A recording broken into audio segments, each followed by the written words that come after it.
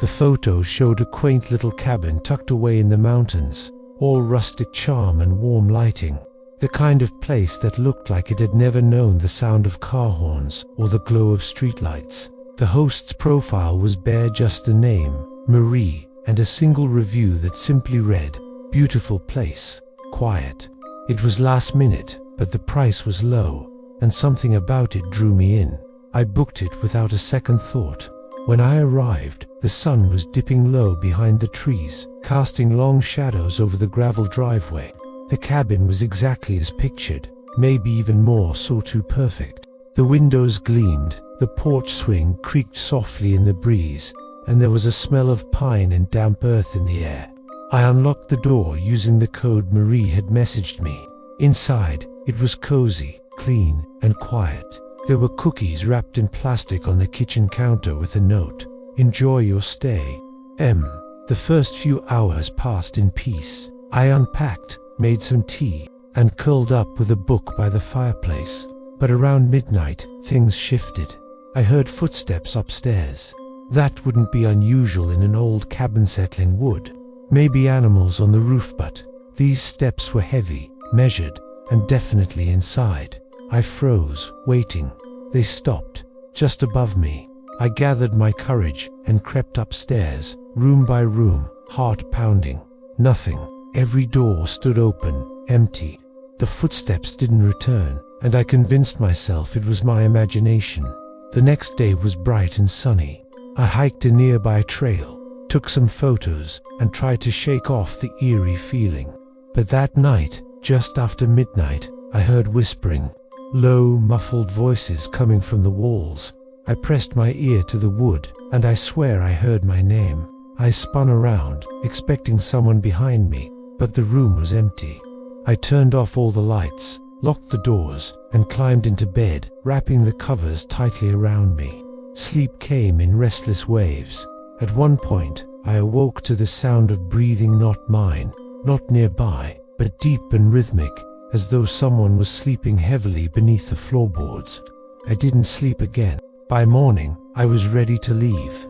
I packed up and opened the app to message Marie, hoping to cancel the second night.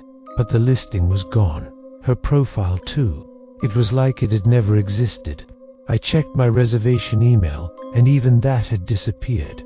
I started to feel like I was losing my mind. I loaded my car and tried to drive away. The GPS failed.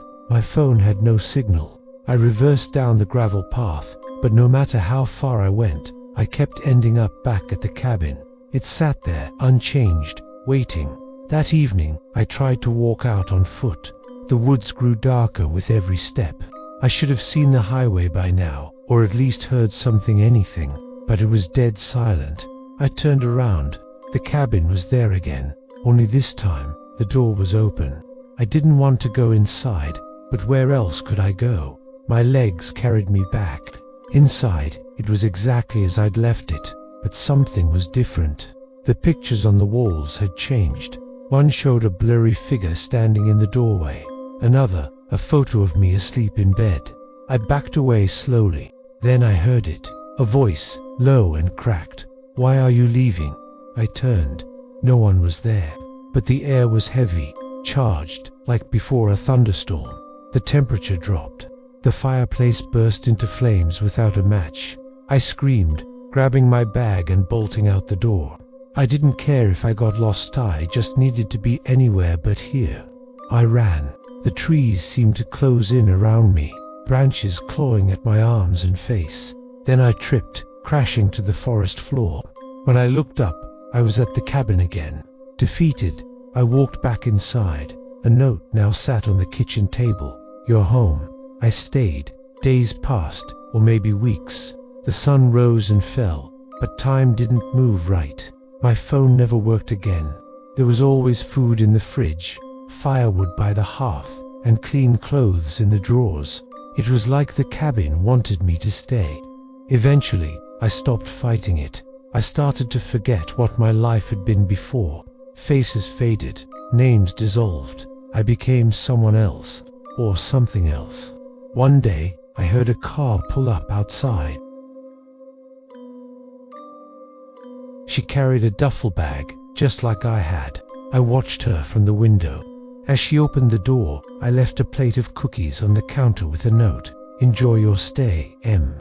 Until next time, stay safe.